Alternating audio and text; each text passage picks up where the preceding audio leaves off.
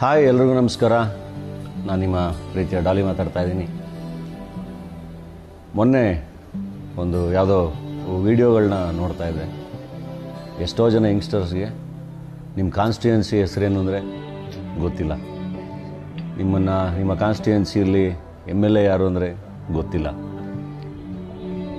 Politics ಸಂಬಂಧನೇ ಇಲ್ಲ.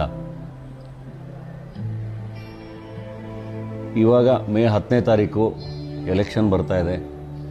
ನಾವೆಲ್ಲರೂ ವೋಟ್ ಮಾಡಬೇಕು. ವೋಟ್ ಮಾಡಬೇಕಾಗಿರೋದು ನಮ್ಮ ಜವಾಬ್ದಾರಿ. ನಮ್ಮ ಹಕ್ಕುಗಳನ್ನ ನಾವು ಕ್ಲೈಮ್ ಮಾಡಬೇಕು ಅಂದರೆ ನಾವು ವೋಟ್ ಮಾಡಬೇಕು. ಒಳ್ಳೊಳ್ಳೆ ನಾಯಕರನ್ನ ಎಲೆಕ್ಟ್ ಮಾಡಬೇಕು. ಆ್ಯಂಡ್ ನಾವು ಪ್ರಶ್ನಿಸೋ ಅಧಿಕಾರ ನಾವು ಇಟ್ಕೋಬೇಕು ಅಂದರೆ, ಪ್ರಜಾಪ್ರಭುತ್ವದಲ್ಲಿ ಪ್ರಜೆಯ ರಾಜನ ಇರಬೇಕು ಅಂದರೆ ಅದಕ್ಕೆ ತುಂಬ ಇಂಪಾರ್ಟೆಂಟು ನಾವು ವೋಟ್ ಮಾಡಬೇಕು. ಅದು ತುಂಬ ದೊಡ್ಡ ಡ್ಯೂಟಿ. ಯಾರ್ಯಾರು ಇನ್ನು ವೋಟಿಂಗ್ ಲಿಸ್ಟಲ್ಲಿ ಎನ್ರೋಲ್ ಮಾಡ್ಕೊಂಡಿಲ್ವೋ ಎಲ್ಲರೂ ಎನ್ರೋಲ್ ಮಾಡ್ಕೊಳ್ಳಿ. ಯಾರ್ಯಾರು ಎನ್ರೋಲ್ ಮಾಡ್ಕೊಂಡಿದ್ದೀರಾ ವೋಟ್ ಮಾಡೋದನ್ನು ಮರಿಬೇಡಿ. ಯಾವುದೇ ಕಾರಣಕ್ಕೂ ವೋಟ್ ಮಾಡೋದನ್ನು ಮಿಸ್ ಮಾಡಬೇಡಿ. ರಜಾ ಇದೆ ಅಂದ್ಬಿಟ್ಟು ಟೂರ್ಗಳಿಗೆ ಹೋಗಬೇಡಿ.